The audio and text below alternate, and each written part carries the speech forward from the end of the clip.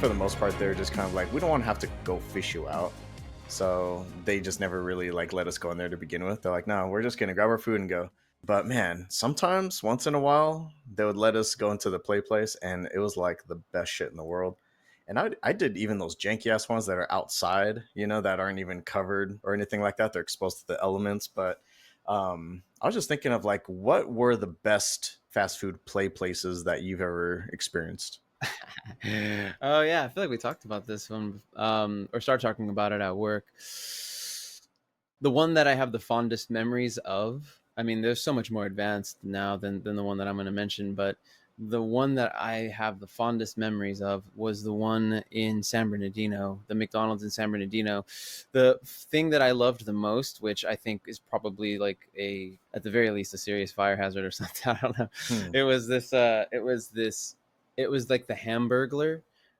You had to climb up a ladder. So there was like this blue tube that his head was suspended on, and you looked out of his teeth, I believe, and there were bars. So kids couldn't they were pretty narrow too. So you couldn't just like force yourself out his mouth and fall Right. down and get hurt. Because there was, I think, just concrete below. I don't know if there was wood chips or whatever down. So that was our favorite one. And I just remember reaching the point where, because we would do it, it was like customary. My brother and I, we would always we'd get our Happy Meal, always with, orange soda, please. Thank you. Always that orange soda at McDonald's Always, specifically. always orange soda. It was like, it took years before we left orange soda. And when we did, it was for Sprite. The high C. The fuck. Thank you. Exactly. I was going to say high C is the flavor. When I knew I was too old to get up in there, I tried to climb up the ladder, and I couldn't even quite fully stand up to get up the ladder, and my back was hitting the entryway. Oh And I was like, man. son of that was one of my first crushing little like realizations as a young person, like, oh, I'm Can't not play going in to there get to do anymore. this anymore. Yeah. Whoa, Yep. I have to give that up. That's weird. But I've always done this. Yeah, for me, I think the one that was most popular was probably the one off of Baseline, the McDonald's right next to the freeway. Mm. I don't know. That one was, it was cool. It was cool. It's certainly better than those one-story outdoor ones. Those were just kind of bullshit. And there was no challenge. I think that's what I was really looking for as a kid. Was like, I want something that's gonna like kind of like tire you out, and actually put up a Yeah. little bit of a challenge. Mm-hmm. Especially if they had a couple different routes to go. That was also pretty dope. The one that I was most fond of that, oh man, I don't know, I just loved it so much, was the Burger King next to Sterling, Highland Avenue in Sterling. That thing is long gone now, but I think the building's still there. And yeah, it was like an indoor 2-story play place. It was so cool because it had some good challenges in there. It had a couple different routes you could take, and I remember there was this dope spot in there where you just kind of had like this crow's nest sort of outpost, right? Where it's like at Mm-hmm. the very top, and you can kind of see all the way down and around you. And there was this fan that was just blowing, and it felt so good because it gets kind of warm as you're like playing around and exercising. Yeah, you can just Okay. kind of like chill there and like look around and just Nice. You get all sweaty in those tubes. It's all oh like, yeah, it's just that hot of your body. You're emitting all this energy, and oh man, dang. yeah, Okay. yeah. It was sick. To me, that one was the best one, but that Burger King was struggling. That thing was, because I mean, it's in San Bernardino and not the best area. Yeah. Support your local businesses. Support your local business because you don't know if they're going to always be there. Mm-mm. Shit, we got to get some more Jamaican jerk. Dude, you ain't kidding. That should hit the spot last time. Yeah, it did. It did. Speaking of local, We mobbing it. we're mobbing it. Do it from Mozart. Do it for Mozart. Happy New Year and welcome to Aflixionados podcast, episode 46, our very first episode of 2025. We're available wherever you get your podcasts, with new episodes dropping on the first Saturday of each month, 5 a.m. Pacific. If you enjoy our content, please consider giving us a like. All of our social accounts are bundled together for you in our link tree. My name is Michael Espinoza, a lover of philosophy with a passion for music and books, and with me is my co-host, a graphic designer, video editor, showrunner, and former high school band tuba player, a fantastic listener and a great friend, the one, the only, the inimitable Eric Holmes. Damn. How you doing? Here on Aflixionados podcast, we mainly talk about films that range from mind-numbing to mind-blowing. We also cover TV shows and other forms of media. As always, we will be getting into spoilers here, and there will be only the healthiest amount of expletives tossed in. You have been warned. If you ain't ready, get ready, because in this episode, we will be discussing the period piece slash biographical drama Amadeus.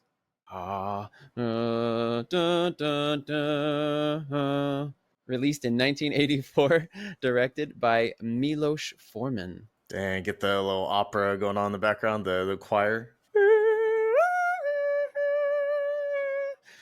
Yeah. Did we not do a montage of that at one point when I'm sure we we were the old did. crew? You already knew this laugh was going to be popping up at some point. Oh.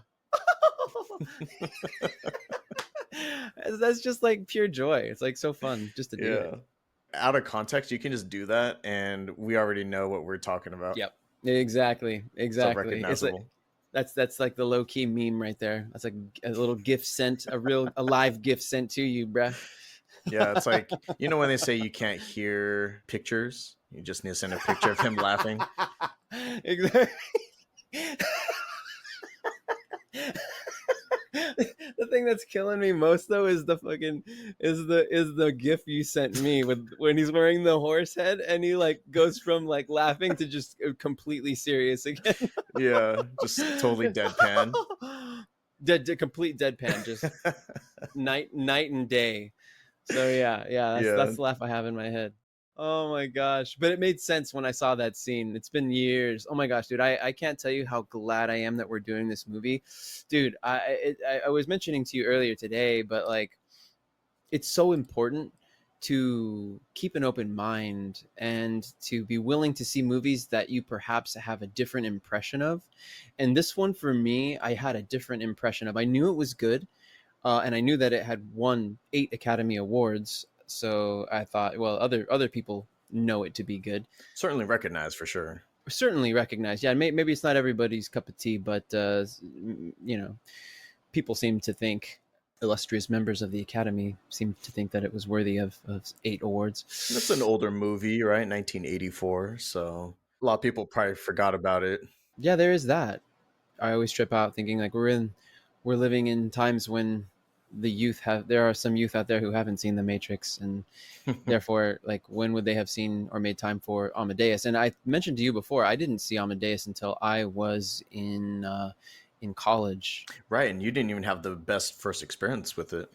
Precisely. Yeah, that's why I'm so happy that we did this movie. We got to watch it again, and I got to watch it with these more with more of an open mind and an empathetic heart, instead of just looking at like with this bro humor of, his laugh being so obnoxious. That was the thing that turned me off. I think people were so the people that I watched it with, just they seemed to make fun of it. And so it seemed like, well, I don't know, I was in this sort of like hive mind thing where I wasn't really owning my own ideas and how I felt about it. So I had already made up pretty early on in the movie that I thought it was silly or something, that I was like, oh, it seems cool. I mean, the content's cool, but I thought I knew it all too. So I was just like, oh, Salieri is just like, whatever, I was like, he's just in his head. This is all whatever. This isn't that interesting, or not that interesting, but it just wasn't that, when you hate on something, you're already not going to just. Yeah. Was it like your group of friends that kind of influenced that? Very much so. Yeah. I do tend for the podcast to watch the movies that we're going to review by myself. And that's mainly because I've noticed that despite my best efforts, there's always this maybe like a people pleaser tendency to want to see if the other people like it too. And that Same. if I see on their face that they don't like it, I then begin to question either why don't they like it, or should I like it? Why do I like this if they don't like Yeah, this? exactly. And then, but the movie's happening, and so scenes are going on, and I'm Yeah. kind of like in this weird headspace where, if I watch it by myself, I'm already in my head, ideas, they flow. And I told you before that there was in the credits, there's in the beginning, Twyla Tharp's name comes up, and so that sent me on a tangent, which I can go down. But I don't know. I had a different idea of the movie than I do now, and I would have had that idea of it until I saw it again, and even then, who knows if I would have had such an open mind when watching it. But the thing that struck me, dude, like the thing that really struck me, and I don't know if it was the same for you, but it was the humanity of Mozart. This movie was way darker than I realized it was. I like it's lighthearted in the beginning, and then it just turns. It becomes heavy, It's pretty impactful for sure. especially as someone who appreciates classical music, as somebody who a brilliant mind like Mozart, who just a couple of weeks ago they discovered in a collection that was bequeathed to I forget which museum. I think it was in Leipzig, but they discovered a piece that was unknown before. So the joke in the headlines in the news were that Mozart dropped a new single, and my girlfriend Easton, she actually played it for me. She was like shocked I didn't know, and so she played it for me at dinner, and I cried. I was so moved. I thought, wow, like this brilliant mind, that we can still be fucking impressed by him over 200 years Timeless. later. Yeah, it's just and I can be so excited about it.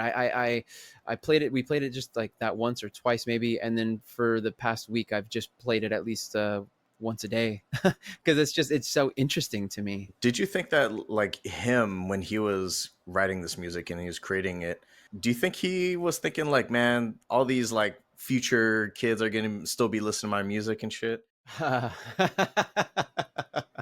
That's an interesting question that you pose. I don't think he could have seen where obviously where things would go with how the world has evolved. Sure, but he was so fucking certain of his genius. However you want to take that with him, he was like, "No, I'm the greatest." He says to Salieri, to his face, like, "I'm the greatest composer here in Vienna, or I'm the greatest composer around." Totally unapologetic. Unapologetic. He However, he rubs people the wrong way. Like, hey, that's your problem. I'm just telling it like it is. That's it. That's it. And honestly, man, that's an honest way to be. That's somebody you can pretty much trust, versus Salieri, who smiles in your face and fucking stabs you in the back. Yeah, pick your poison, right?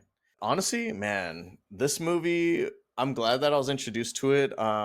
I don't know if it would have otherwise been one that I would have just watched on my own or been interested in checking out. I'm curious, who introduced it to you? What was that like? What was the context? How old were you? Middle school. So that was when I first Damn. found out about Amadeus. It was from my middle school music teacher. I was in band, 7th grade, and it was probably one of those days where he's just like, I don't feel like doing shit. Maybe it was hungover or whatever. We're gonna watch a movie today, right?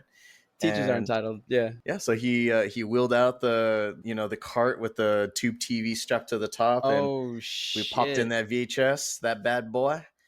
And yeah, it was a movie called Amadeus, and I was just, the kids were probably groaning, and they're just like, oh, we don't want to fucking watch this boring ass movie. And there's the chatter amongst Mm-hmm. themselves, but it kind of engulfed me. Like, of course, the Really? intro, I wasn't really paying attention, but after a while, I was just kind of invested in the story, and I was just like, man, this is pretty fucking interesting.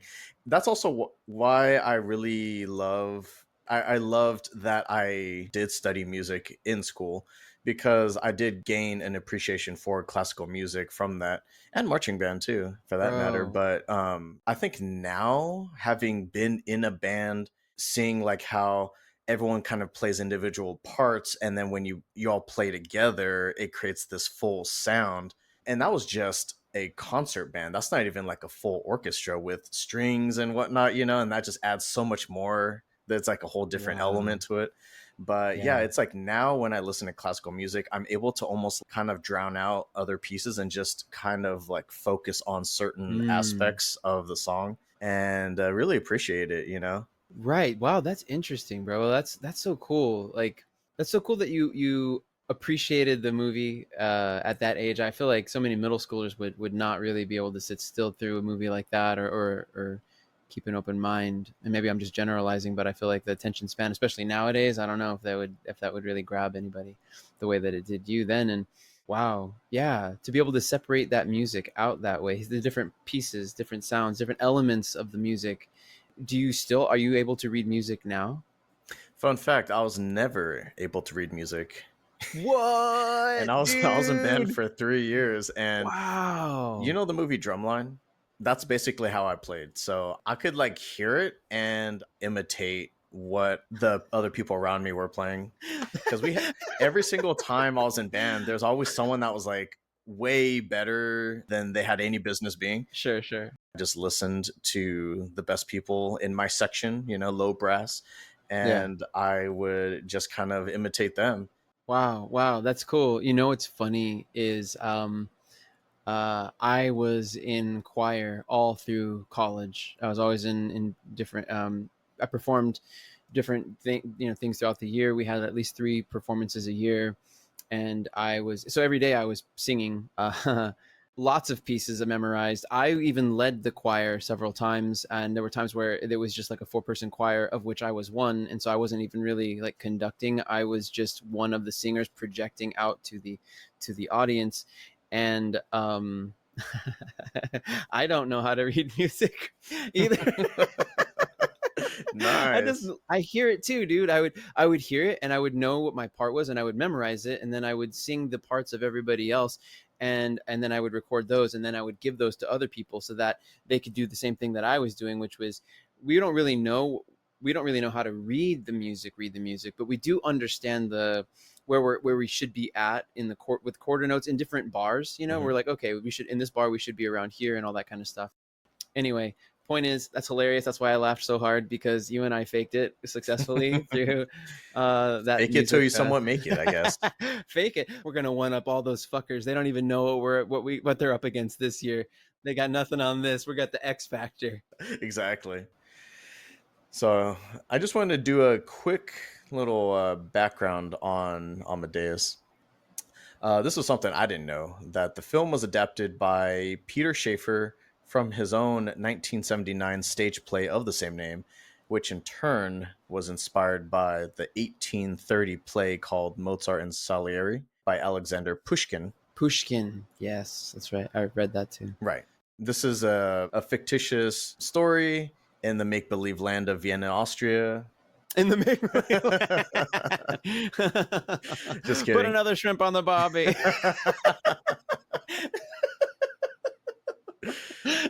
That's the fake Austria.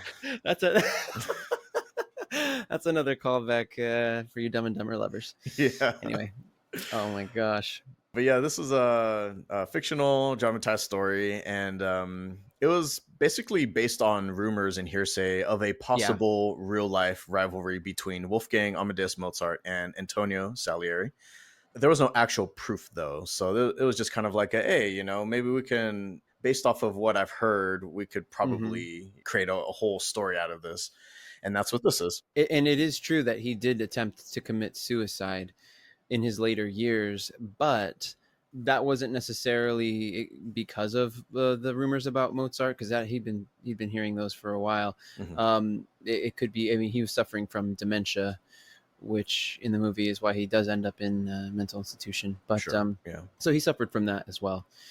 Just to enter into the story, I had to. I'm so glad I didn't read anything about it and just watched it as it was, because then I don't know, I could enter in and not have this little thought in the back of my mind like this isn't the exact story, this isn't real. You know what I mean? Like it was just so nice to just actually this isn't true right here. So just filter it through that. And it's like, no, just really embracing the story and the evil and the highs and the lows, the desire and the lust. What's so awesome about this movie is all that stuff that we see in the movie is relatable. Like these are human characteristics. These are very much human beings. Yes, that's why the 8 Academy Awards, it just fucking catches you right on the chin. As you're saying with the awards, in 1998, the American Film Institute ranked it the 53rd on its 100 years, 100 movies list. And in 2019, the film was selected for preservation, the United States National Film Registry, by the Library of Congress as being culturally, historically, or aesthetically significant. And as of 2024, it was the most recent film to have more than one nomination in the Academy Award for Best Actor category, with both Tom Hulce and F. Murray Abraham up for nomination for the same award. Ultimately, Abraham would go on to win the award for his portrayal of Salieri. That's pretty dope. So the rivalry carried over into the Academy Awards. Into the actual actors themselves. Damn. That is cool, though. That says a lot about the movie. Damn. I don't know. That's the first of me ever hearing a movie that had both Nominated twice. Yeah, and it just makes sense because both of them have so much screen time that I would not see either as, the supporting actor. Yeah, I was actually just thinking about this the other day. It was like, who's really the good guy of the movie? Because obviously we see it from Salieri's point of view, Mm-hmm. but this is one of those rare occurrences where even Salieri himself believes himself to be the bad guy in his own story. Mm-hmm. It's interesting that he knows himself to be that, though. And what's interesting is at the very beginning, he is remorseful. He's weeping. He's crying out Mozart. Credits are rolling and he's crying out Mozart. And he seems inconsolable. And they catch him in basically a puddle of his own blood because Oof. I don't know if he cut open his own throat or if it was his wrists or I think it was Yeah, his I throat. But thought it was his throat, but maybe not. and maybe that's also why he's insisting on wearing that scarf there. I don't know. It could just be like the way that but he did always have this one kind of wrapped once around and then like his neck was exposed to your little skin there, but he always kept it wrapped there. So maybe that was it. He was a little ashamed of that, but it seems as the movie goes on, what starts off as remorse becomes, and he was so doleful at the beginning. All of a sudden the priest enters in and he's talking to the priest and starts kind of confessing, but he's doing it in not necessarily like, oh, I'm so sorry. It's not like that. He's just kind of like, what do you know about music? Still being so smug though, that fucker. But he's a smug motherfucker, dude. Like that's what that dude. That's all he is. And so it's like you think he's confessing something when really he's just almost like wanting somebody else to know how fucking proud he is that he did this, and it's so awful.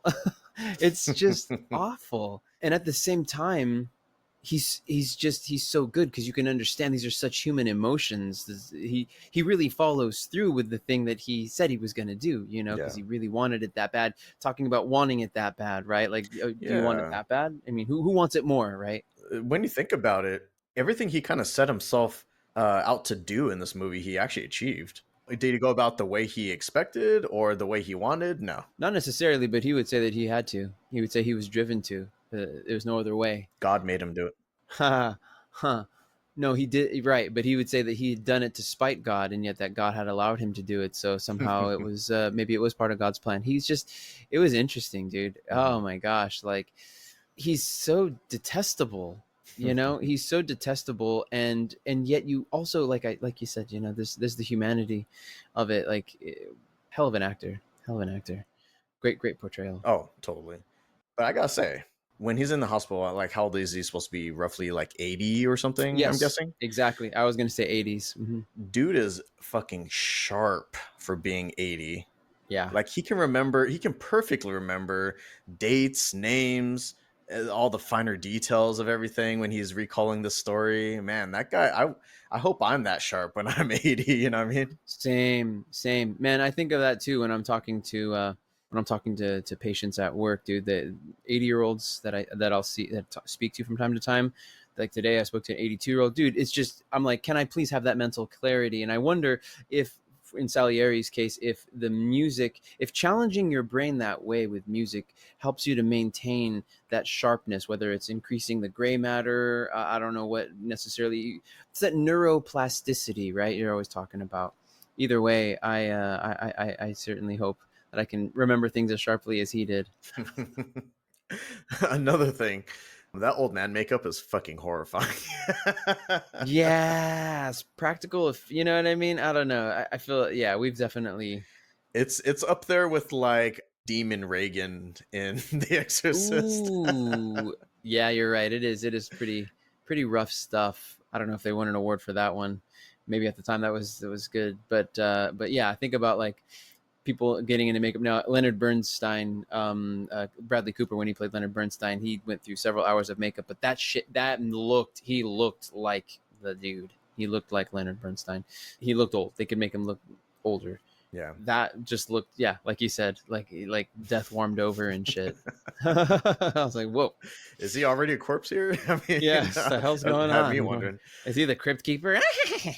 Shit. A couple years away from looking like that. But yeah, like you said, the young priest comes in, Father Vogler, I guess is his name, and he's played by Richard Frank. I don't know. What'd you think of the priest character? Boy, he goes through a journey. He goes through a journey that is that hardly uses any words. You know, he speaks a few words at the beginning. He's really green. I mean, he's a young priest, but and so he may have seen things. He may have heard some confessions. He may have heard crazy stuff. He doesn't seem to be put off by being there. He doesn't seem skittish being in a mental institution. So it's not his first rodeo. It seems he's there to offer absolution, and so he thinks he's there to do this good deed. But first of all, he's not even wearing his stole, so he's not really hearing a confession. They Oh, never began the sacrament, so this is not really. so wait, what does he need to do? So I don't recall. And maybe you would, and I just don't remember it. But I don't remember seeing any purple garment that's hung over his neck like a ribbon. He does have what is like these bows, which is to connote that he's a priest. It was a very Hmm. specific looking garb that they would wear Oh, in sure, Vienna at the sure. time. So he definitely had that, but that's something that all the priests would wear, is that bow anyway, regardless. So he would have been wearing that. What he wasn't wearing, though, was the purple stole, which is customary for a priest when hearing a confession to wear. So I don't recall him wearing that. And there's never a point at which he gives him the sign of the cross and says anything like, I'm hearing your confession now. No, this dude just basically launches into, oh, no, he is. Okay. Wow. That's what that's called. That drips around his Good. neck. Okay. Yeah. Okay. Yeah. Then he's prepared at least to hear it. But only absolution for the sins he committed God, that's would terrifying. Look at I know. Salieri. Salieri looking rough. Suffering for 32 years as he did, hearing himself become more and more obsolete as Mozart only grows in fame. And Even his aging is mediocre. yeah, even damn, but not that fool's fashion. That guy, he died one of the wealthiest, if not the wealthiest composer, at least in Vienna, for Mm. sure. I mean, the dude had these beautiful rings, and he had like these just his garb for this 80-year-old man was just regal. Everyone Yeah. else is in these like plain clothes, like a sack. But yeah, so the that's interesting. The priest is interesting. He doesn't know what he's gotten himself into. It's almost like Mm. The Exorcist. Bro, I fucking love this scene though when he's talking to the priest because he tests him, right? Like how we're saying, like how smug is he? He immediately tests him and he's all like, "Hey, do you like music?" And he plays a couple melodies. It's Salieri's work. He's playing his own music What do you for think of him. this? This was popular in its day. Vogler's like, "Oh, I regret to say that I'm not familiar with these." And he's like, but what about this one? And then he plays a different tune, and he's like, yes, yes, yes, I know this one. I love this one. I didn't know that you wrote it. And Yeah, yeah. no, I didn't write that. You know who did? That asshole Mozart did. Dude, he still like won't let that bitterness go. Right, and he's like, and the priest is like, oh well, good for him. That's really nice. Okay, and so he's there for the practical reason of let me hear your confession. He has a chip on his shoulder for everything. Well, but also the priest is represented as a representative of God, right? And he's already has it out with God. Yep. It's almost like he's also, wow, on another level, just enjoying trying to quote unquote rub it in God's face even more by saying it to one of his servants, Mm-hmm. aka a priest. His sort of ambassador here. Right, right. And I mean, that all stemmed from when he was a young boy, right? So he Mm. always loved music when he was a kid, and he would always pray to God that if he was allowed to become this famous, this great composer, this world renowned composer, he would in turn promise to give up. Well, he would provide his faithfulness, of course, but he would give up pretty much like his whole life. He was promising chastity and perform this music for the rest of his life, and that's all he would focus on and nothing else. Mm-hmm. It was not long after that his father ended up dying, so I thought it was just like It's a sign. it's so dark and kind of grim for a kid to think that, like, yeah, I'll take my dad dying as your acceptance of our agreement. Right, right. Already this pact is like okay with him. This sort of deal that he's cut with God, Mm-hmm. as though God made deals like that. You know what I mean? He's not even sad that his dad died. In fact, it seemed like he actually quite Precisely. hated him. I don't know if it showed why he hated him, other than like maybe he didn't want him to pursue music, which was his passion in life. That was it. That was all. It just he it kept anyone keeping him from reaching his goal was in his way. So if they die, it's no skin off his chest. In fact, it's Dang. almost preferable. If he dies, he dies. If he dies, he dies. So it seemed like Salieri was praying to excel in music, right? Which isn't a terrible thing on its own, but to me, what it seemed like he was actually asking for was vanity. He didn't want to just be good at music, but he wanted to be loved and adored for his music that he was putting out. Which, Right. I mean, isn't that a sin in and of itself? To be idolized. I think he did. Yeah, right. He just wanted prestige. It was pride that drove him to want the things he wanted. Pride, wanting to be famous, and esteemed in other people's eyes for his skill. Yeah. And I mean, he was great at music. It's just that he didn't quite live up to his own standards and expectations.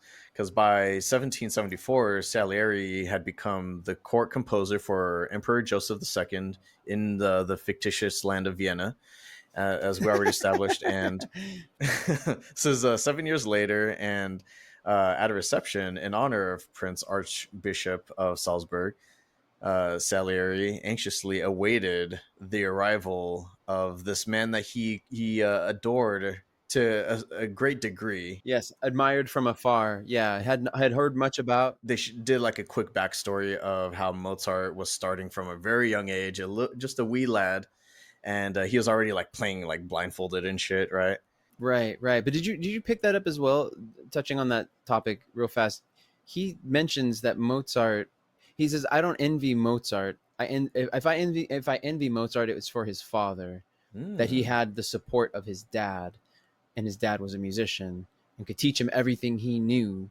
That was what he envied. So I think that's why he even adds a little bit more little like I don't really envy Mozart. If I had had the background that he had, ah, I would have been as good. You okay, know, okay, I didn't have that opportunity. I had to work my ass off, and my dad didn't support me, and he just died, and thank God he did, because now I got to do what I did. But I didn't get to grow up in it the way Mozart did. sure, and I could see that. But then, as he got to see the work that Mozart was creating later on, I think he was really starting to understand, like, wow, this guy is truly talented. Yeah, yeah, he did. Just describing that piece. Hmm. I mean, everyone in the area knew of this Prodigy, this young boy that was just so gifted in music, and he was actually Played going for the to be Pope, and right, yeah. And so he's like a young adult now, and he's going to be he was invited to come play for them. So I know we were talking about this at work, but like the fact that he was trying to play this little Salieri I'm talking about, he was trying to mm, play this little game with himself. He's like, ooh, what would a great composer like Mozart look like, right? Let's see if would I I can be able spot to? him out. Yeah, would I be able to spot him out in a crowd? Just like the arrogance of Salieri, it knows no bounds, because he's just. Did Yeah, you see how he carries himself? He's just like chin up in the air, and like he's he's just just above everybody else. totally like, even though all these people, probably most of the people in the room, are more powerful and have a higher status than he does, he's probably more gifted than them at music specifically. He's like, what the fuck do these people know? These peasants. Yeah, none of what they know matters as much as what I know. Salieri, he believed himself to be an upstanding citizen, but in reality, man, he was just so fucking arrogant, so full of himself, self-centered, and gluttonous too, I might add. Because did you notice when he goes into that little room, he's just like, and he starts picking off like some of the desserts, those little chocolate balls, and he's just kind of like enjoying the delicacies. Uh huh. And that's his introduction to Mozart. This is like young couple that just kind of scurries into the room and wrestling under the table and everything. Mm-hmm. Young love. Right. Of course, you got bitter ass Salieri hiding behind the table, and he's just kind of like judging them. Celibate. break them off a piece, man. Yeah, like, but jealous and mad about it. Like, oh, I had to give this up just to have what I have, and this guy over here has, what's he doing? These stupid people, Yeah, exactly. not knowing who he is. Right, right. That was the important part, was that he was already judging them and hating on them. And he's just like, oh, these As he fucking stuffs his mouth. deviants. Yeah. What do they know? Devious. And then that, I think this is when you mentioned that they start playing his music in the other room, and Mozart was just like, "Oh shit, they're playing my music. I gotta go." Yeah, he was playing a word game with her, and then he's like, "Wait, stop." Words backwards or something like that. Yeah, words backwards. Confessing his love for Constanza, who does later become his wife. Right, right. He mentions that he's like, "Oh, they're playing my music. I gotta go." That's when Salieri is like, "Holy shit, that little piece of shit that's crawling on the ground, that deviant with his potty mouth, that is Mozart." No way. I can't believe this. So yeah, Mozart goes racing down the hall to conduct. He eventually gets in front of them and finishes conducting the music, and then both Salieri and Constanza show up after the fact, or show up while he's in the middle of performing. She's delighted, of course, and Salieri is just like, "What the fuck?" He's still in shock right here. I don't think he can believe it, even though he knows. I don't even think he fully believes it. He's like, "No way, dude. I have to be wrong about this." I wonder, because of his reaction when he sees the music, did he stand there for it? Did he actually watch the rest of the performance? Did he see it? Because he was in the other room. I think what he did was he did see the rest of the performance, but then when he walks away, he was looking at the music, and he was just like, let's see what else they got here. And he was just like hearing it in his head, and he's like, "Oh man, this is good. This is really good." I love how that they introduce that early on. They show that he's reading it and hearing it in his head, because I imagine that's what a musician does here as well. Which is interesting, that when you can look at a sheet of music, all of a sudden you're hearing it in your ear, kind of like you just said. A picture doesn't have you can't hear sound from a picture. But there it is. But that they depict that early on, because later on in the movie there's that scene where they're working together. Yeah. And as in each time that Mozart pauses to check to see if Salieri's got written down what he said is in his head, and Salieri confirms that he does have it, immediately he goes back to saying what's coming next, and he's hearing it again. So it's this beautiful way in the movie how they depict the way that Mozart is the way his brain works, the way his mind works. This creative juice is just flowing, and you're at his foot. You're there at his feet watching it all happen. It's just so incredible. I think that's what the difference was between Salieri and Mozart, was that Salieri had to like work on each note individually, right? And he's just kind of like piecing it slowly together. Whereas like Mozart, he hears the whole thing in his head. He just needs to like translate it to paper. It almost seems as though Salieri, because of his wanting prestige, is just doing things that he thinks other people will like. A people pleaser. Exactly. Like, oh, like this is commerce, this is just trying. I'm not making art. I'm making something that I think other people will like. Versus Mozart, who's just like, I'm just making things that are coming purely from me, and that's it. Right. Yeah. Salieri, he's definitely more traditional, by the book. And he doesn't want to break those rules. He's very structured. And then Mozart is just, he's like a fucking bull in the china shop, man. He comes in and he just starts wrecking everything and starts doing things differently, and he doesn't even care. And of course, Wolfgang Amadeus Mozart, played by Tom Hulce, greatly played by Tom Hulce, I might say, because incredible. It starts off like he's very obnoxious, and I think that was the intent of his character early on, was for you to like find him obnoxious and not really like him, and you're just like, hey, I'm with Salieri on this one. But then over time, the dynamic changes, and then you start like siding with Mozart more.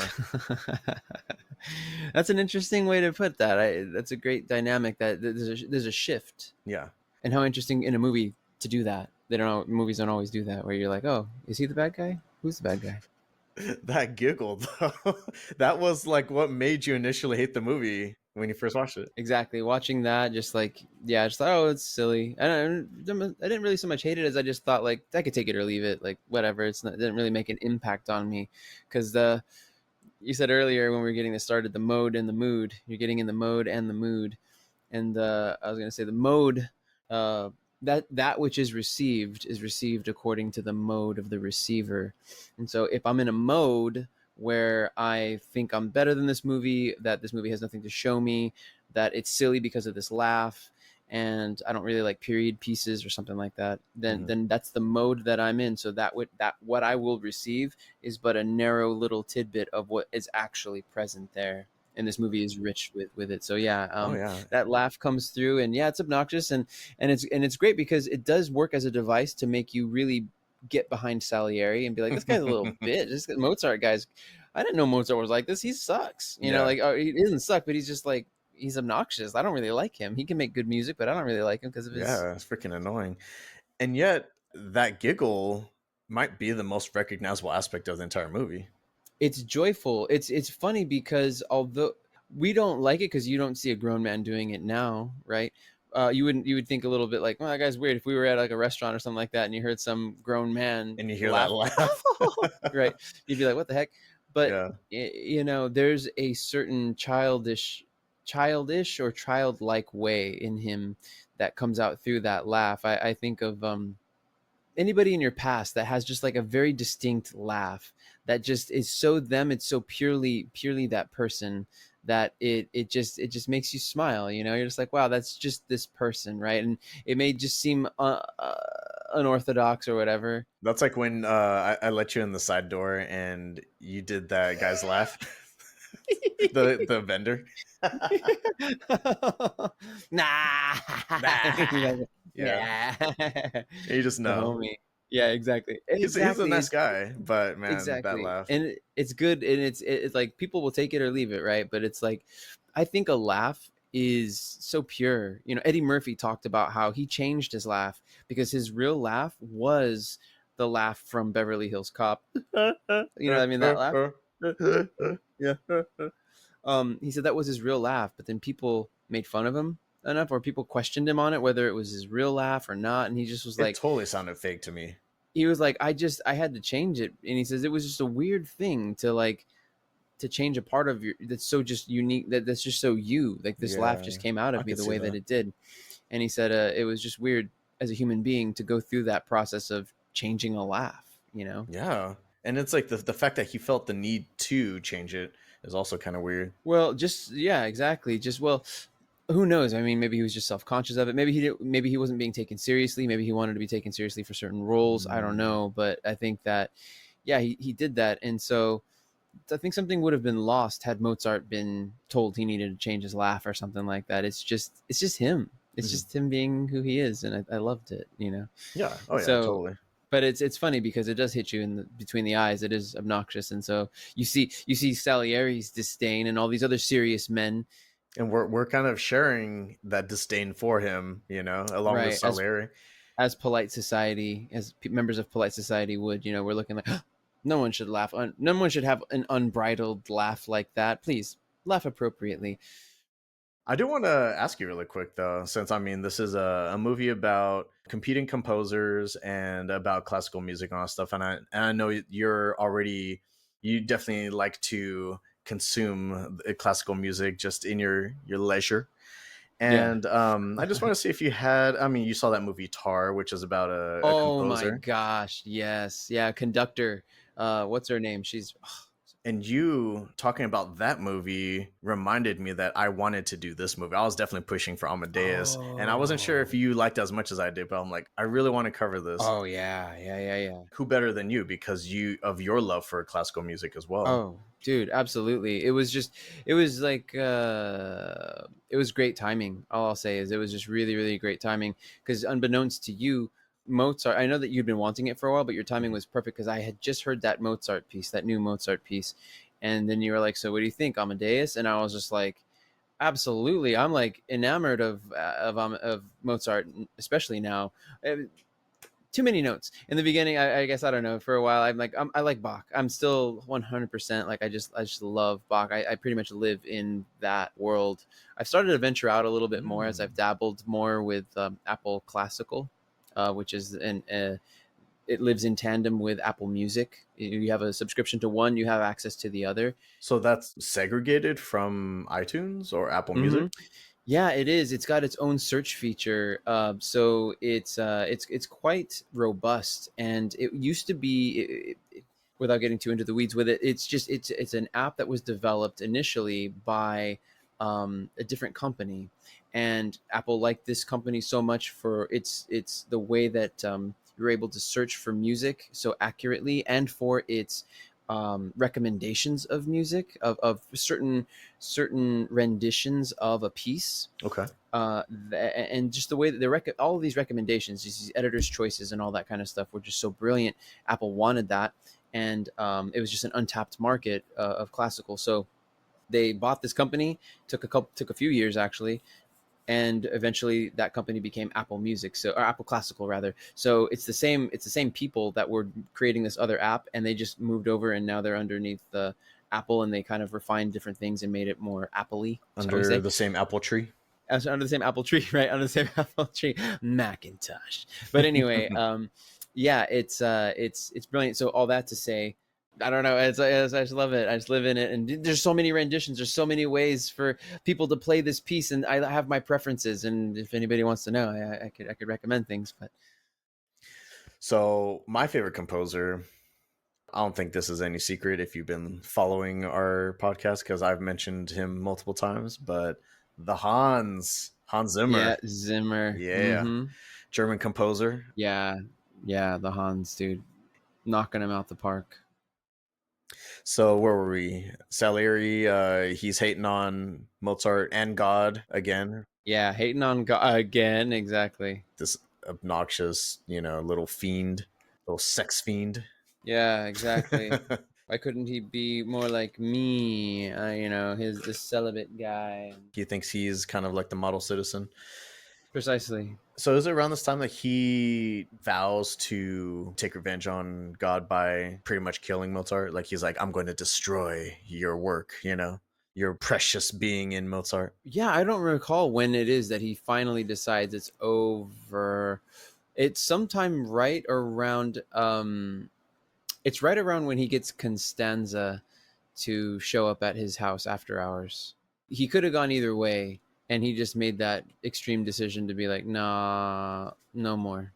I'm not gonna play both sides. I'll be nice to him to his face, but I'm actively working to destroy Right. his career. Really all Mozart was doing was he was just doing his thing. He was just, like creating great music, and it just ate up Salieri inside. Yeah, that he's not doing it his way, or that it wasn't him. Really, it's like I was mentioning to you before. It's like he wants to bring Salieri. Salieri can't rise to Mozart's level, or so rather than challenge himself to rise to Mozart's level, he decides to bring Mozart down in the estimation of those who within power that can really destroy his career, and so he won't be successful. And Yeah, I mean, it shows his insecurities, right? He knew that he couldn't best him at his own game, so it's like, hey, the Mhm. only other way to win is to just take out the opposition. Yeah, exactly. Salieri, I mean, he really is the antithesis of Mozart in pretty much every way, right? So it's like Salieri gave up all these things, whereas Mozart indulges in all these things. He gets to have his cake and eat it too. He's a He gets to deviant. have He's sex, he's and he's even yeah. flamboyant. Like he's like even like loud and obnoxious with his style, Yeah, it's how true. he presents himself to the public, and above all else, he has the confidence, that extreme confidence in himself and his abilities, which Salieri does not. Right, exactly. He doesn't possess that, so he rather hides in the shadows. And this was kind of an interesting dynamic too. Was on Mozart's side, he kind of had this thing going on where he loves Costanza. He also loves his dad very much. He respects his dad. His dad taught him everything he knew. Everyone around him is like, well, one, your dad ain't here, and two, you have this beautiful woman that loves you. Why don't you just marry her? Marry her right now. So yeah, I mean, Mozart, through kind of pure pressure, he hastily marries Costanza, and played by Elizabeth Burridge, of course. Mm-hmm. Yeah, this was despite his father's pleas to wait until his arrival, because his father's like, wait, hold on, let's not jump the gun here. But yeah, he goes through with it anyway. Mary Stanzi. The nickname given by Mozart. Funny thing about Mozart and Stanzi is that the two of them both had American accents in the movie, and for whatever reason, Mozart's American accent was serviceable to me, but Stanzi's American accent just fucking took me out of the scene. I don't know what the hell it was. Interesting. Interesting. Yeah, I didn't have the same effect on me. I was so charmed by her, her features, her cuteness. Huh? What? I didn't. It didn't take me out of Yeah, it. she did have that bubbly nature to her, which I mean, I think it complemented his outgoingness as well, right? They were both kind of bubbly together. Yes. Yeah, he just doesn't. It's not that he's. He just. It's not that he's poor. It's just he doesn't know how to hold on Manages to money. money or something like that. Yeah, Yeah. not good with his finances. Just kind of floats away. Hmm. Like just the way that she words it though. She doesn't say anything disparaging of Right, him. right. It's just you know that's what happens. Mozart also had a lot of shit going on himself because it's like he was a bit of an alcoholic, and it seemed like that was Mm-hmm. kind of taking a toll on his health, his marriage, of course, the finances, the reputation. Despite all that, he was still fucking knocking out bangers, though. Yeah, he was. I think though that he was tormented in so many ways. I think he really wanted to. I think he liked having fun. He partied a Um, lot. yeah, he didn't know how not to. But again, that's I think the childlike part of him. He didn't get to have a childhood. He had to grow up really quickly with all this talent. His dad was taking him all over the place, so yeah, he didn't really get to experience much of a childhood. So it's like it just got pushed off for him. So he's living it. Man, Stanzi, she privately goes to Salieri, she meets with him and is kind of begging him to put in a good word for Mozart so that way he can land some gigs. They can actually make some money, some consistent money. Mm-hmm. Mm-hmm. You feel like this is around the time that, there's the point of no return and just hits a whole new low. That's it. That's it. I think he vowed it, but it's one thing to say it, and he said it in some sort of weird prayer to God that he's gonna destroy Mozart.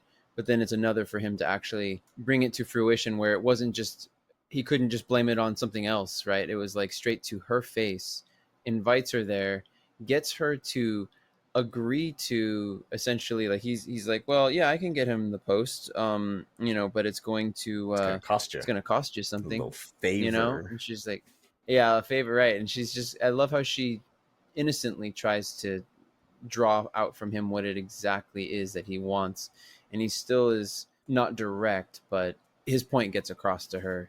And even though she's a new bride and she is in love with Mozart, it's precisely because she is in love with Mozart that she agrees to come to the house and to basically she's agreeing to have sex with Salieri.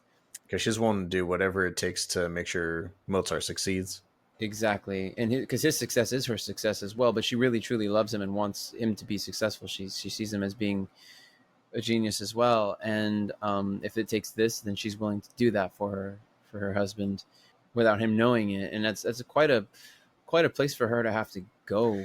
But it's such a fucked up scenario that Salieri forced her into. Like he did not need to ever go that low, but he let his jealousy just take over. Yeah, Especially when she comes to him with the music, like she's like, "Yeah, he's still working on these, but I wanted to show you some of his pieces that he's currently working on right now." And he was looking through every single sheet. He's just like, "These are all excellent. Like, there's no fucking mistakes on any of these. yeah, Like, they're all done with these are purpose." all originals. Yeah, How he's so awestruck by the beauty of the music as he's listening takes over him for a second. Like he drops all the papers because he's just like, oh shit, because he was like so engulfed in the music. yeah. He's caught up in ecstasy with the music, but at the same time, he's either too proud or I don't know. Perhaps is to that is the word to kneel down and actually pick them up. There's he would rather not acknowledge that this is having such an impact on him, because if he were to do that, then he might get across the idea that he really does like it to her. Right. Yeah, it's such a complex dynamic that he has with Mozart because internally he admires him so much but you would never know it because he never shows it to anyone, right? Hmm. That's by design, of course, but Also, at the same time, you can see how things could be misconstrued because from her point of view, she's standing behind him, his back's to her, and he just drops the music. It looks like he's just like trash and just like fucking tosses it on the ground. But in reality, if you were in his head and you got to hear his thoughts, he's just like so fucking in love with the music that Mozart's making. Mm-hmm. Mm-hmm. How can you love something and hate something equally the way that Salieri does? Yeah, it's like the more he loves it, the more he hates that it's not his. But it's almost as though because of the beauty that he's struck with these compositions of his, all of them so unique, all of them brilliant. It's like that also pushes him over the edge to want to do follow through. It's almost like she gives him the fuel to hate Mozart more, to then proposition her the way he did. And then on top of that, when she shows up, he humiliates her while shaming her for even showing up that night as a married woman. He just, from this point on, he just throws whatever dignity he had left out the window. Absolutely. For somebody who follows the rules so much. Fuck that guy, dude. Yeah, just playing those mind games and shit. Yeah. And I mean, it gets even worse because Salieri now hires a young girl to work as a maid for Mozart. Mm-hmm. You know, she does clean and everything, which is in Salieri is paying for it. They're of course grateful for it, but they don't know who sent her. And at first, you know, because by that point the dad's there, right? So the dad's like, you can't just accept a random ass maid. Like, we need to know who the hell sent you. Like, we need to vet this person.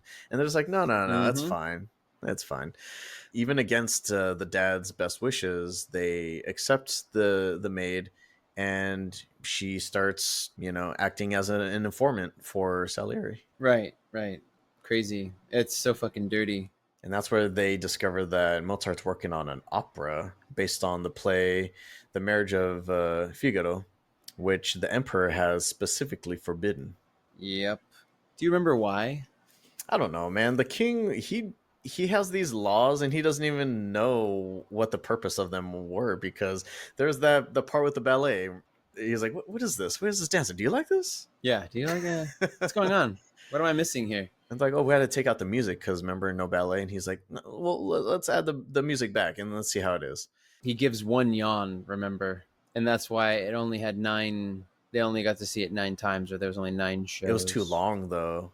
They said specifically that he's used to like 1 hour operas, and this was 4. Right. Which is presumptuous on Mozart's part. Yeah. In some sense, but it's like that's how verbose he is and over the top he is. Exactly. So it's like, if you appreciate good art, you'll stick around for the 4 hours.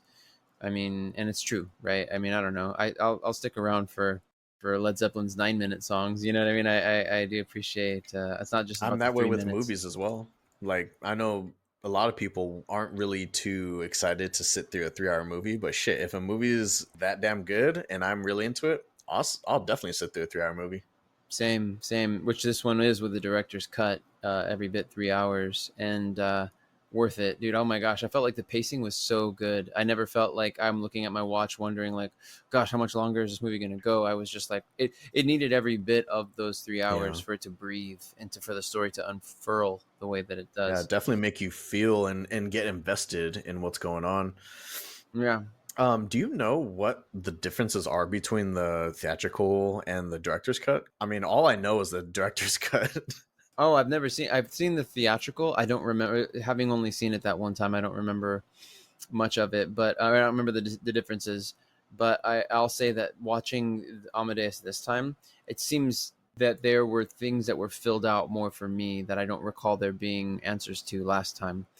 I don't remember him being so dark, and I don't think that that the movie was so dark, and I don't remember there being the nudity in it before, although I could be wrong.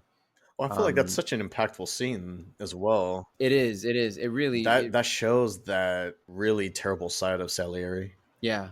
It's awful. She's so beautiful and so well-meaning in the whole situation, and it took so much courage for her to get there. So yeah. But right, the nudity has to really, it depicts it's purposeful. It's not just superfluous nudity. He did all this without Mozart ever knowing what he was doing.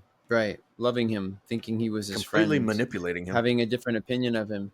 shifting him from thinking like, oh gosh, I'm so sorry, I thought you were one way, and I must ask for your forgiveness. I really think I really admire you, and I think so well of you now. And it's He just like manipulated him into thanking him. thanking him as he's killing him. This fucking piece of shit, dude. Fucking Salieri, bro. One thing I wanted to note about Figaro is, I don't know if we mentioned, but it was banned. It was this French play. It was banned, and the reason, well, that's right, we did mention that, but the reason why it was banned was, according to the Austrian emperor Joseph, was because it was there's a lot of civil unrest. It's a French play, first of all, and there's a lot of civil unrest in France at the Mm, time. And he said his sister Marie Antoinette, I'm assuming, was feeling threatened, was feeling scared for her life, and so he's like, we don't want to incite the peasants. This story is very, very much about them and some sort of uprising against power. And he's like, we don't really want to encourage that kind of thing. Um, when Mozart argues for it, one of the things he talks about, he says in the play, he said, this is very different than that. This is very different than the play the French play that you've heard so much was that about. the one that started out in the brothel or whatever, and they're just like, oh my god? Um, Different. Oh, okay. Oh, that's the one that comes after, huh? After this one. Yeah, I think so. Yeah, exactly. But this one, he says, look, multiple voices can sing at the same time, and it's going to be beautiful. Versus if people were in a play and they were talking over each other, it would just be noise. It would be Yeah. awful. But here, there's this beautiful harmony with all these voices interacting with one another. And I would argue, and this is like, these operas are the OG musicals, right?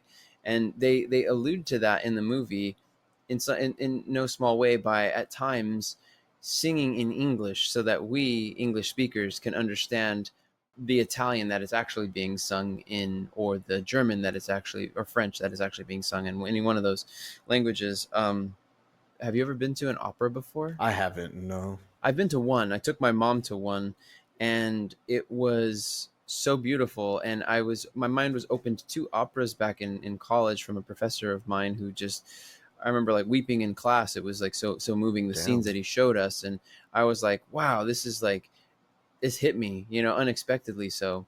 But the opera, the way that I see it is yeah, you can say, oh, there's all this singing and stuff or whatever, but it's like there are these human moments. In philosophy we talk about time, and we're all familiar with time as it elapses, as you watch the second hand tick on a clock. Where the literal time, there's that, but then there's also duration, some other form, some other expression of time. And there are those human moments, and I feel that operas and musicals really truly capture these moments. Something is going to result from this decision, right? It's a big decision. It elongates the duration of those moments in life, either whether they be falling in love or if they're just terrible, awful feelings. Like it's, we all feel that, we all know that, we all have had the experience of duration where time just seems to be like standing still when you're with this person that you love, or having such a great time, right? Time flies, right? Because you don't even realize how much time has elapsed. That's why it's a saying. So there's that duration, and this moment can take several minutes of time, but the duration just feels that this moment seems to last so long. And I think that that's what's so beautiful about that, and that's what just in operas in general just do. Mozart is later informed that his father ended up dying. He passed away, not on the best terms. Exactly. Well, he was staying with them for a bit, and then he ends up leaving after a fight that his father had with Stanzi. Stanzi was just letting him have it. She was ripping into him. She was like, "You're a lazy ass. All you do is complain about everything, and you don't actually help with anything." Yeah, he's super critical. She's not wrong. She was just standing No, up for she's not. Mozart. Right. And she was being quote unquote like the nice guy, trying to keep the peace and everything, just not really biting her tongue for the sake of peace, keeping the peace. But Yeah, I mean, I think she also wanted to kind of give him the benefit of the doubt. She's like, like this is your father. I know that he's real important to you, and so I want to show him that respect. She just kept seeing these things that he kept doing, the way he treated Wolfgang, right? Every time they were together, and he was just such a downer about everything. And yeah, so she kind of just had enough of that. Yeah, exactly. You're staying in our house. We're trying to be as respectful as we can. She also was standing up for him. She's loyal to Mozart in a very different way. They both love him, but their love for Mozart was kind of conflicting with each other. And so, yeah, they started butting heads and it got Oh, ugly. yeah. Yeah, yeah, exactly. Wanting what's best for him. Did they say how he died? I don't remember.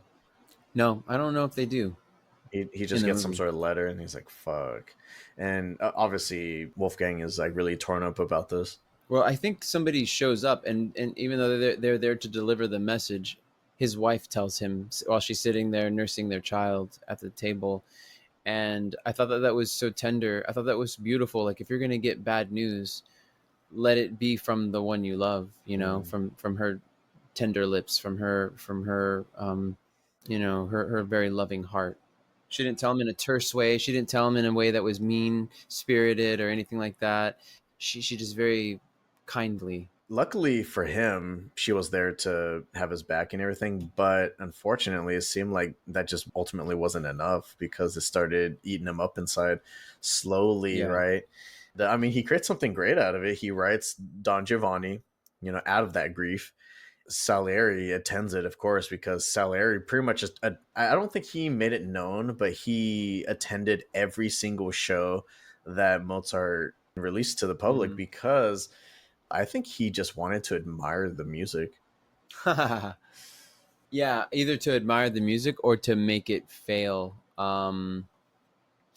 In some sense, especially if he liked it was like, oh yeah, he made sure. He said he liked Don Giovanni so much, it was so good. He said uh he made sure that it was only ever allowed to play 5 times. So even the previous one, Figaro, got more airtime, so to speak. Yeah, He got nine plays, versus this one only 5. And I right. thought, wow, incredible.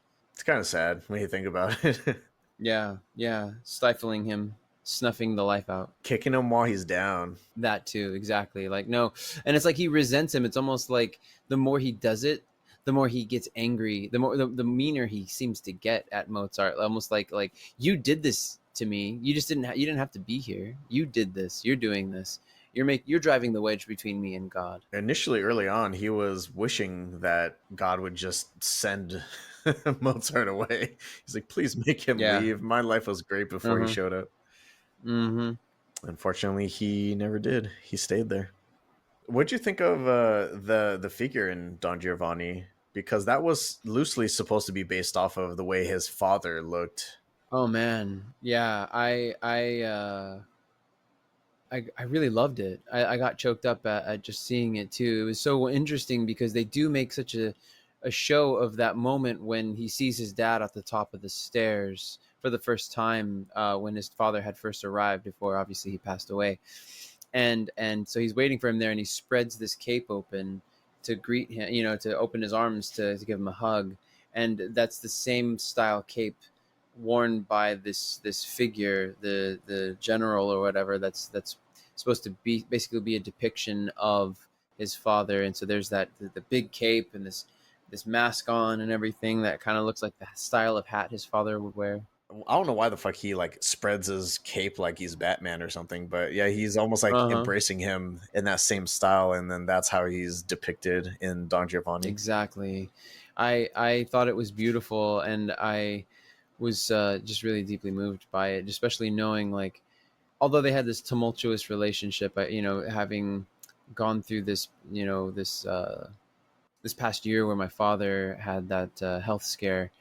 I was like, just the thought that of losing him, and then what would I do? How would I feel in Mozart's situation? That kind of thing. And then just this beautiful music. Gosh, this just the thought that he could convey how he feels inside, with counterpoint, with these different harmonies, and and we're there, and I'm watching him conduct it. Like, he's conducting this very painful these painful scenes of his own in thoughts and everything. It's like it's almost like his way of dealing with this pain. Yeah, I could see that. He's like finding a way to take this grief and channel these the grief and the heavy emotions that he's feeling, and channeling them creatively. in a way that is something so fucking beautiful. How many times you hear of artists who just or people who just think, I can't think about this, I can't do this right now, this is just too much. It's hard for me. I got to be able to focus, and right now I'm really distracted because this happened in my life. I've heard people say that at times, and I'm like, wow, I can understand. Who of us couldn't understand? And yet, it's precisely in moments like that that people like Mozart and other artists will channel that pain into a creative outlet. This was such a powerful symbolic imagery. This is what the dad wore at the masquerade party. Remember, that's where Mozart was wearing that horse head, and Mm-hmm. he does the Mm-hmm. laugh with the stern look afterwards. Yeah, yeah. It's kind of ironic too, because the mask is two-sided, so it has like a frown face and then a smiley face. And so Mm-hmm. he first looks at his dad and sees the frown face, which is actually the back of his head, until his dad turns to face him with the smiley face. And so that's when he smiles, and he's Mm-hmm. like, oh yeah, he thinks that that's his dad's smile, but then he removes the mask and shows a stern face underneath. Yeah, right, right. Oh yeah, yeah. Whole journey for him on that one. Salieri was actually at that masquerade party himself. Remember, he just gets that little like mask on a stick thing, and that's when he asks like, "Oh, play Salieri," and he gets basically ridiculed in front of everyone. Yeah, yeah. Made fun of for sure. After seeing or finding out about Mozart's dad passing away, and then seeing Don Giovanni and kind of putting two and two together, and also knowing that his father had worn this specific costume to the masquerade, Mm. he goes and finds the exact same costume and uses that against Mozart for the remainder of the film. And that's also Mm-hmm. the symbolism and the imagery that they use on the box art for the movie. Yes. So it's like Yeah, this yeah. phantom kind of like overlooking the logo. Kind of interesting. Mm-hmm. So ominous looking. Exactly. His own the monster of his own making, so to speak. Mm-hmm. It's from his own play, from his own opera, and yet it's used against him precisely because it strikes such fear in him. Fucking Salieri, dude. How does he take advantage of his passing of Mozart's father? Hmm. He gets him to. He basically is like, you didn't honor me. He pretends to basically be the ghost of his father or some messenger of his father in some sense, because even later on, his wife sees this person, sees Salieri dressed in this garb, not knowing it's Salieri underneath, of course. And even she's, it's not saying, "Oh, it's your dad's ghost," but yeah, he pretends in some way to be like, "Look, if you do this, if you write a requiem mass for me, if you just write a requiem mass, and it's unspoken that it's supposed to be kind of like for his father, Mm-hmm. then you'll get a great reward." And he pays him Or I think well. he does. He And I does. think that's initially why they're just like, okay, shit, I ain't asking questions. Just as long as you keep this money coming.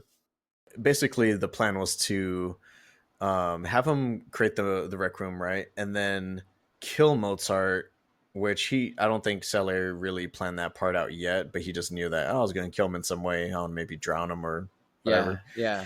So he didn't really plan that part out yet, but he was saying that he was going to use the Requiem at Mozart's own funeral, claiming it as his own work, and everyone was going to love him.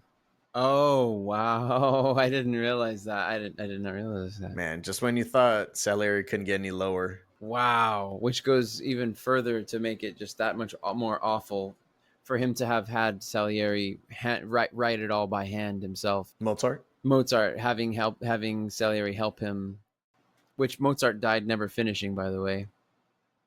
You're muted. Can you hear me? Yeah. His friend Emmanuel was also inviting him to write an opera for his theater. Right, because in the midst of all this, where they're like they're basically like destitute, and they're still desperate for money because obviously he never got the job that his wife was, unbeknownst to him, about to have sex with Salieri to get. So they're he doesn't even know what to do. He's making this requiem, even though it's killing him, because, and he's doing it because he's scared of his father, but also because he needs the money. And obviously, as you said before, Salieri provided money. Mm-hmm. And then he goes, and then kind of like a breath of fresh air almost, like he goes to this common theater where his friend Emmanuel is an actor, and showrunner, sort of. And to his elation, they're enjoying the play as done, as portrayed on stage by this theater group. And so he goes there and he realizes that people love his stuff. Like this is just like a rendition of Mozart. This isn't really Mozart composing for this particular theater. He's like, look, all these other people who don't seem to appreciate you in higher society or whatever, like forget them. Come here. You'll make a killing here. People here will love what you do as well. So you'll get paid and you'll be So appreciated. what was And so Costanza's problem with it? Was she saying that that work was beneath him? she wasn't so much saying that. She was like, I think, yeah, there was one thing, there was something about it being beneath him, but also the other thing was that she didn't trust Emmanuel. She thought he was like a shyster of some sort, Oh, he was going to take advantage of him. because they asked for money up front, or she nudged him and said, like, what can you remember? Because he says, oh, you're more than a manager, or you're more than his wife, you're his manager, or something Right. like that. And then he kind of sidesteps the whole issue of the money Because thing. we'll give you half the house. And he's just like, oh, shit, that sounds like a lot. Oh, right. And then she's like, so we'll give you half the house. And he's like, okay, great. And then she's like, well, can you give us money? What can you give us up front, Mm-hmm. as commission? And he's like, what? Like, we're artists too. Like, we don't make money that we can just give you the money offhand. Like, we're not like a patron, like a emperor who can just, just give you money up front to do this. So already he's on her bad side, so to speak. And so, because Salieri gave him money up front, this guy's not giving him money. So she's berating him, because she's at when they're at home, she's like, why are you even worrying about this stupid play, this magic flute play? You need to be focusing on the Requiem. That guy actually gave you money and he's going to give you more. Like, focus on that. So it did seem like creating music came relatively easy for Mozart for most of the movie, right? And I was curious as to Right. like, what was the major roadblock in his way this time? Like, was it the time frame? Was it his father passing, his health? Is he just stretched too thin? Is it the failing marriage, alcoholism? Or, I mean, do you think like he just reached his peak creatively? I think it was a combination of all those things. Not so much his losing, not being in his peak creatively anymore. I think it really does take a toll on somebody. On the one hand, he's able to channel. Like I was saying before, it's beautiful that he can channel this energy, these low, sad vibes, right? This grief, this sadness, this fear. It's all coming through his music. But in order for him to, the Don Giovanni play came out of him like quickly. It was easy, but it was under his own hand. It flowed, like all of a sudden there it is, boom, and then he's performing, and now he's making money off of it. But this was within the context. The Requiem Mass was in the context of it being his father, and so now he's dealing with all this fear. He's dealing with knowing that his dad had high standards, and so he's trying to meet those high standards, and so it's tormenting him because he doesn't know if it's good enough. And here's a man who is so self-assured by his own talent that he would never question it before, whereas now it's almost like he's tormenting himself. Not that he's questioning or making mistakes on it, because he still wasn't making mistakes. It was more just, is this the idea that I want to go with? What's in my head? And I don't know. And he needs to be able to have more time, but because he's pressed to make money, he doesn't have the luxury of time. So, and then because his wife is tugging him this way or that way, she's trying to get him to, she wants the money. They need the money, Yeah. and she wants to see him succeed as well. And so she thinks she has her own idea. So he's trying to please her. He's trying to please his dad. He's trying to please this guy, Emmanuel, And that mystery guy in the mask. and the mystery guy in the mask that he's afraid of as well. Like, all of it is just multiple layers of fear, and he's just stymied creatively. I think that these things, you're not able to focus creatively necessarily when you have your ideas going in so many different directions. If you can just focus on one thing at a time, then I think you can fulfill that. But because he's like, I can't really focus on the Requiem, because also this could be potentially money in my hand. I just saw the theater get full with like fake stuff, fake versions of knockoff versions of my stuff.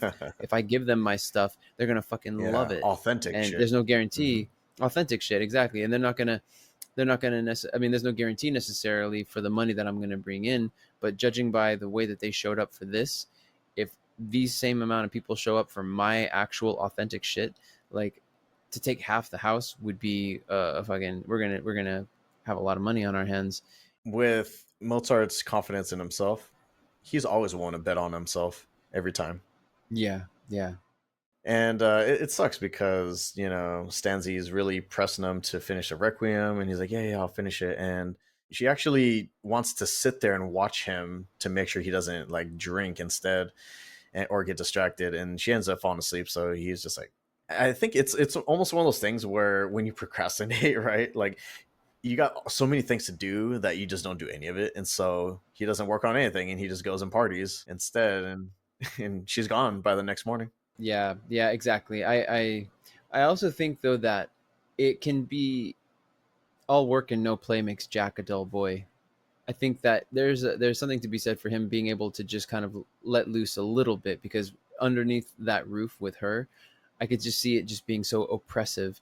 She means well and she wants to help him to get things completed, not knowing how else to do it, but to sit there with him under her watchful eye.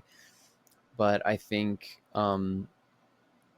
so you need to be able to let off some steam somehow, not necessarily the way he does by drinking and carousing, but like you need to take a break. You need to be able to just clear your head.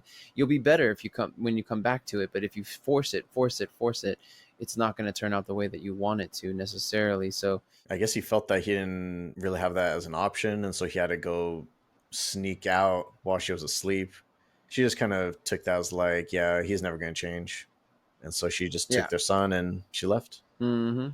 Carl. Coral. Mm-hmm.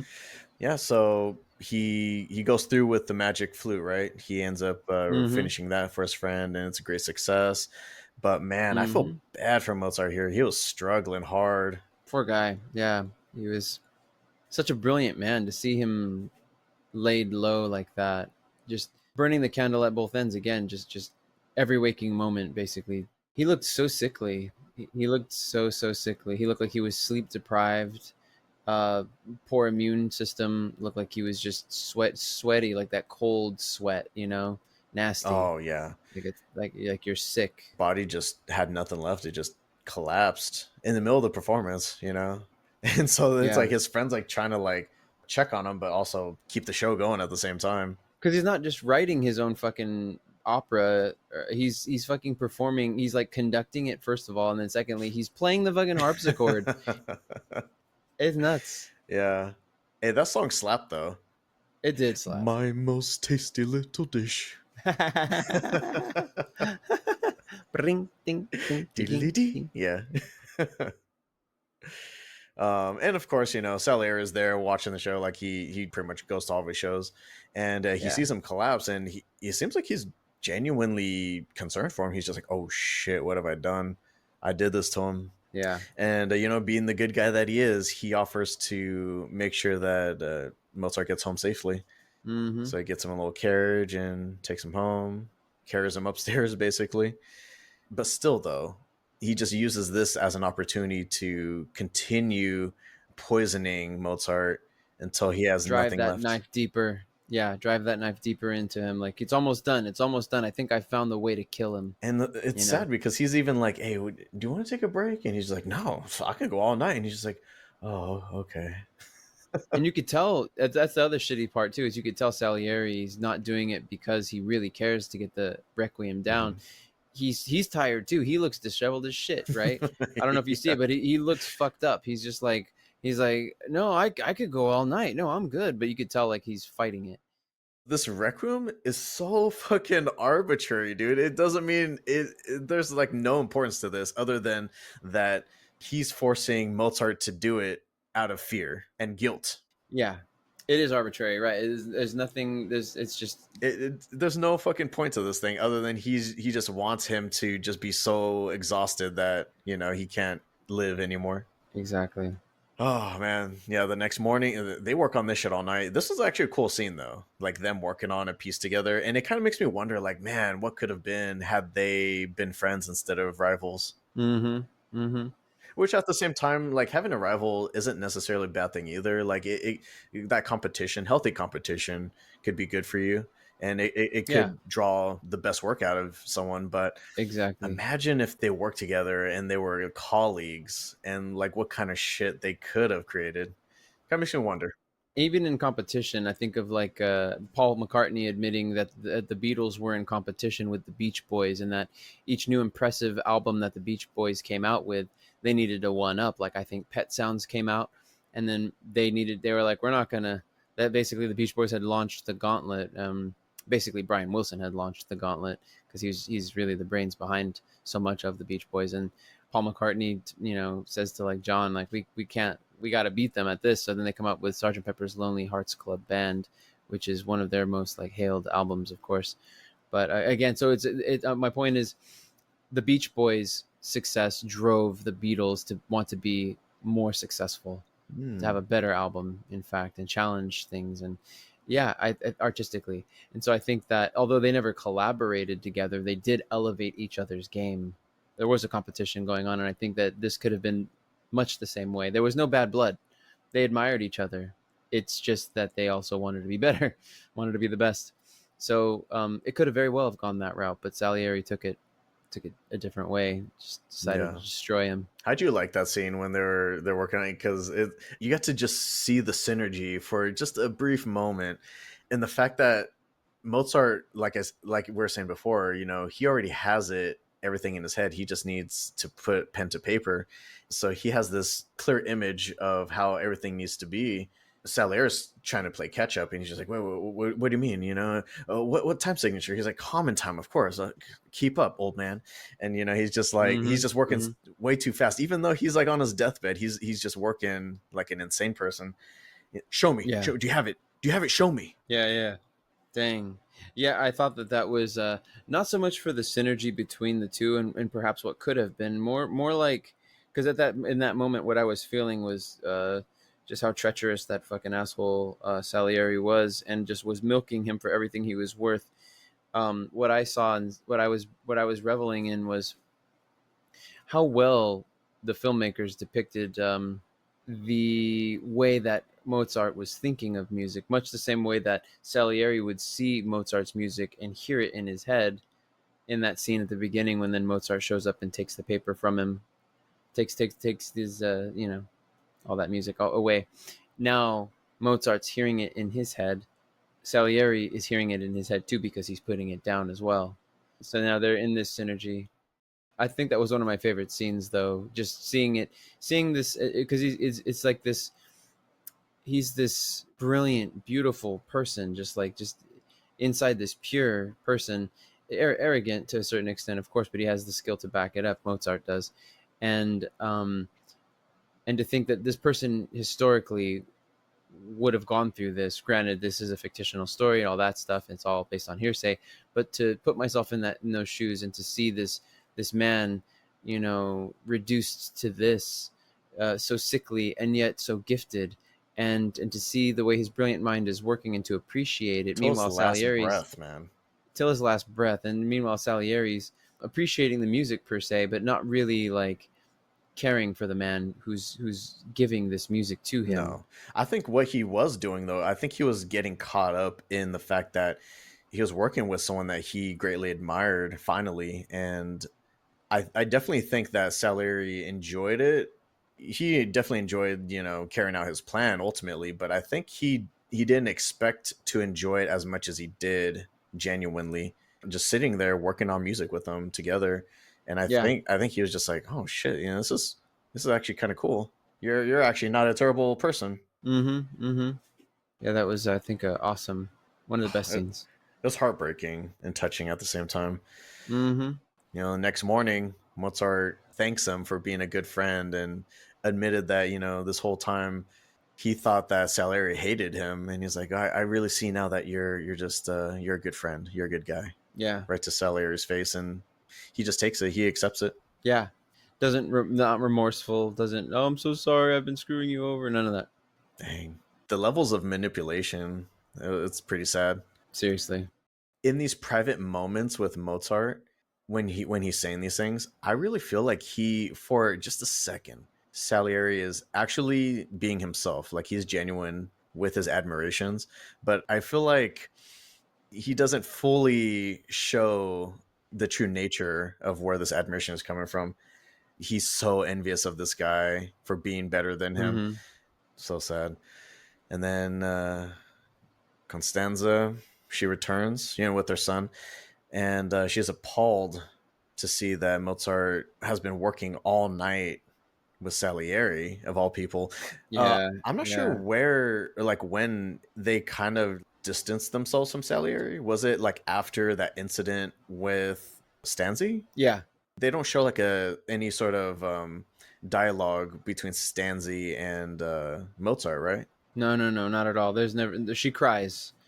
He asks her what's wrong, and she just cries in his Yeah, arms that's right. after he returns from that concert, and that's all. That's she. I think she just says, "I love you so much" or something like that. Right. So I wonder if she actually revealed anything or if she kept it to herself. Oh God.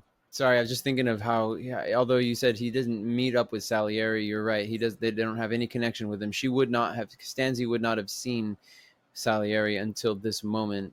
The only other time would have been the last time, rather, would have been when she was Damn, in private, yeah. in private, naked, and he fucking tricked her. This brilliant musician whose music we enjoy to this day, that he ever had to go through something like that. Again, this being fictitious, I don't know how much of this is true, but just suspending disbelief for the sake of this movie, how crushing to see this brilliant mind go through this brilliant person, this loving person, this just like vivacious person, to now have no life in him, or very little Yeah. of what it once was. It's just this bruised, battered thing now, and That's what he's been reduced to.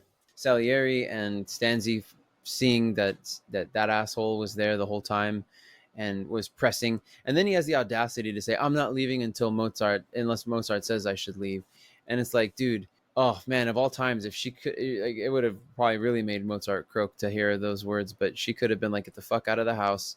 This guy made me stand naked in front of all these people." Like I was, they would have probably done him in. So that's why he held that over her, which is this whole like Me Too kind of thing. You know what I mean? Like Yeah. this power that he had over her. So she tried with utmost politeness to kick him the fuck out without seeming too callous, because then you might wonder, like, Mozart might be like, well, why'd you do that?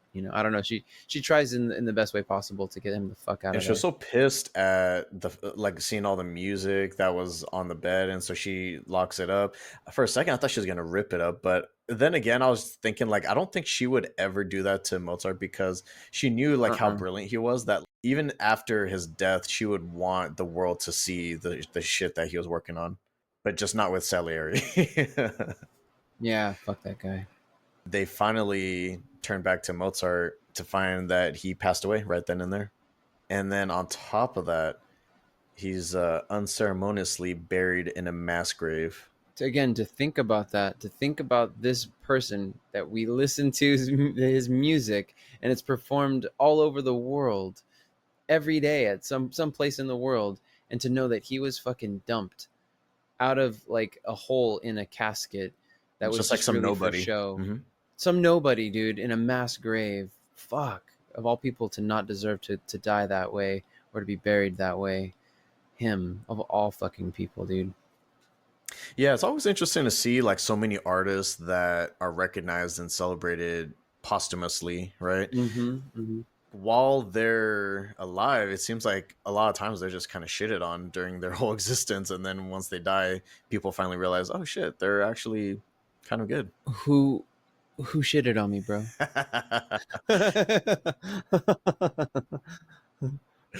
Damn. You know what though?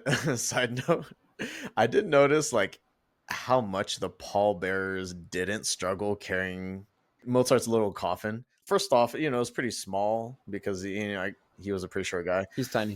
Yeah. But I don't know, maybe I was just thinking like he may not have weighed that much because he was also kind of He was so sickly sickly. and Yeah. malnourished. Yeah.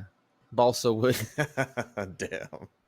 And it's a reused That's coffin. awful. The body just slides out of the end. That's crazy. Yep.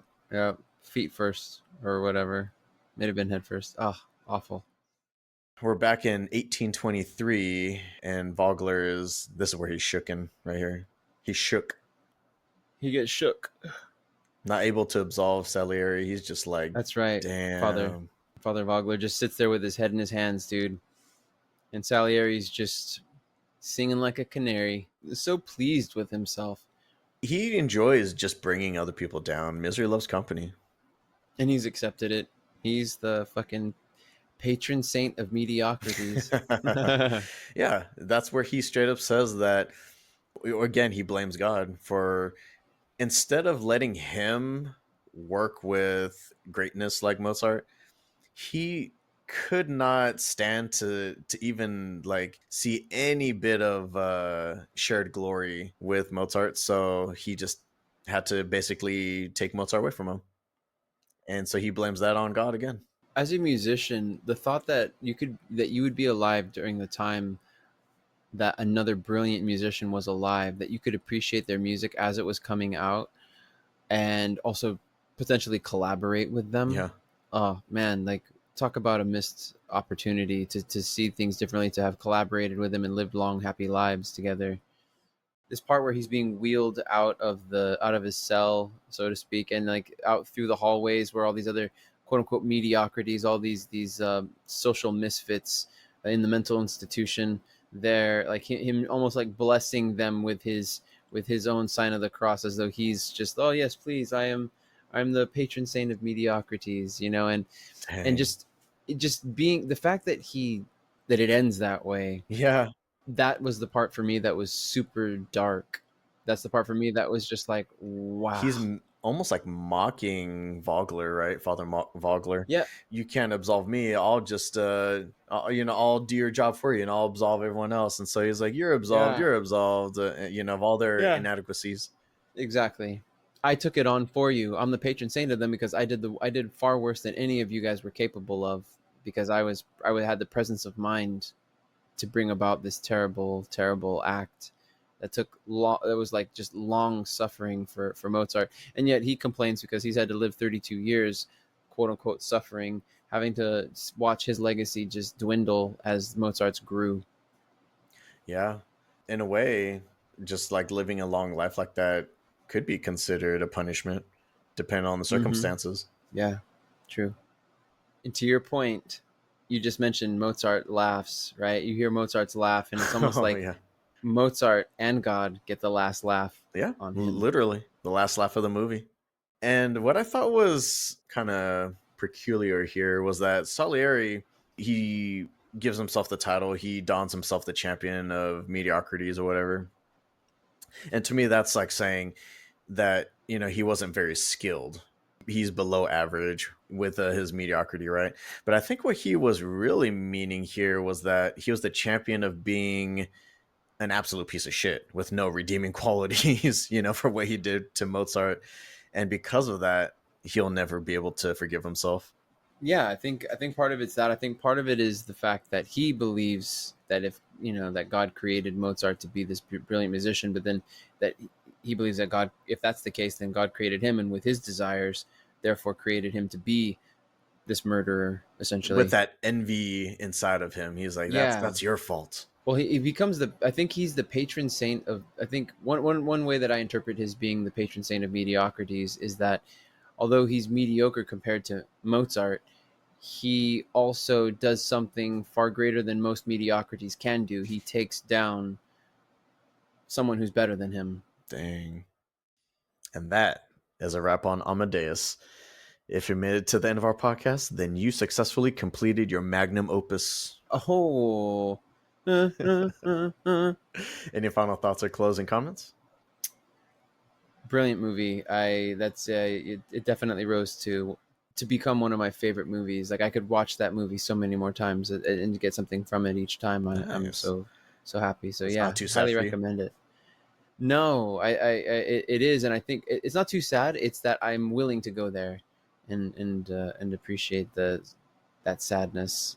Damn, what could have been, bro? What could have been? He's like 35. That's too young. He had many more works ahead of him. Oh my gosh, Sally lived to be 80, dude. Dang. Did you have any favorite songs in the film? All of the scores that they used for the film were Mozart pieces, right? They were, yeah, yeah. The I think one that touches that like has a little, like, I have a little soft spot for is the one that he first plays that he's late to conduct. It's a song that was played in a movie called Bright Star with Ben Whishaw, and it's called the Human Orchestra performance in the Bright Star on the soundtrack, and it's like it's that whole